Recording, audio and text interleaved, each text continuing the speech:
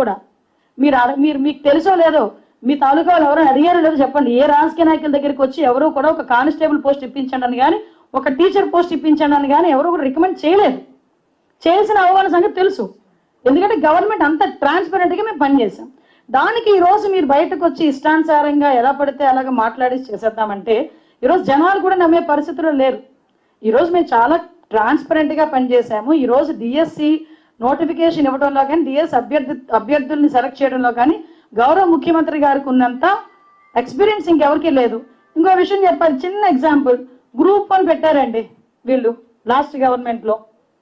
Group 1 ఒకటి చేశారు. అది ఇప్పుడు ఏ పొజిషన్ లో ఉందో మీకు తెలుసు.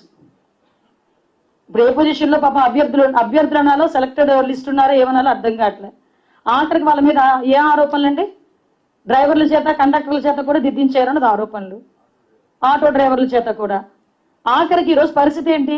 ఈరోజు డిఎస్పీల కింద ట్రైనింగ్ అయ్యారు, ఆర్డీఓలు అయ్యారు మొన్నటి వరకు. వాళ్ళందరూ ఈరోజు అగమ్య గోచరం. అలాగే చంద్రబాబు నాయుడు గారి హయాంలో ఒక్కరిని చూపించండి అలాగా సెలెక్ట్ అయ్యి ఇంట్లో కూర్చున్నామండి అనుకున్న వాళ్ళు. సో నేను ఒకటే చెప్తున్నా, ఈరోజు మాకు చిత్తశుద్ధి ఉంది. మేము ప్రజలకి జవాబుదారీతనం, మేము ప్రజలకి జవాబు చెప్పాలి. ఈరోజు మేము అనుకున్నది అనుకున్నట్టుగా మేము చేయటానికి, ప్రజలకు మంచి చేయటానికి మేము సిద్ధంగా ఉన్నాం.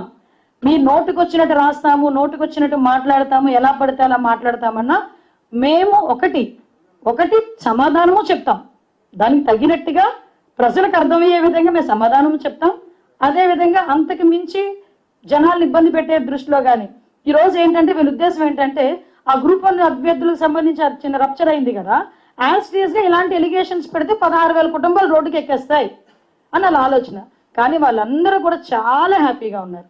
వాళ్ళందరూ మంచిగా ఉద్యోగాలు చేసుకుంటున్నారు. 1 సంవత్సరం అయిపోతుంది వాళ్ళకి ఉద్యోగ సర్వీస్, 1 సంవత్సరం అయిపోతుంది ఈరోజు. కాబట్టి నేను కూడా మళ్ళీ చెప్తున్నా, డిఎస్సి లాంటి దాంట్లో ఎటువంటి అవకతవకలు చంద్రబాబు నాయుడు గారి టైంలో జరగలేదు. దానికి బెస్ట్ ఎగ్జాంపుల్ నేనే. ఏ పరిస్థితుల్లో సెలక్షన్ జరుగుతుందో కూడా నాకు తెలుసు. కాబట్టి దయచేసి ప్రజలు కూడా అర్థం చేసుకోవాలి.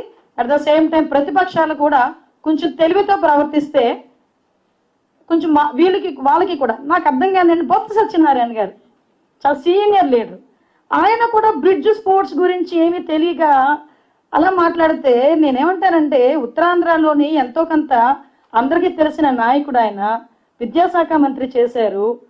అటువంటి వ్యక్తి తన క్రెడిబిలిటీ కాపాడుకోవడానికైనా జగన్మోహన్ రెడ్డి ఏం చెప్తే అది చెప్పడం మానేసి కొంచెం మెచ్యూర్డ్గా మాట్లాడుంటే నిజంగా మేమందరం కూడా చాలా హ్యాపీ ఫీల్ అయ్యేవాళ్ళం. నిజంగా ఒక్కొక్కసారి ఆలోచిస్తుంటే అంత సీనియర్ లీడర్లు కూడా ఎందుకు ఇలాంటి ట్రాపుల్లో పడుతున్నారో నాకైతే అర్థం కావట్లేదు. Thank you.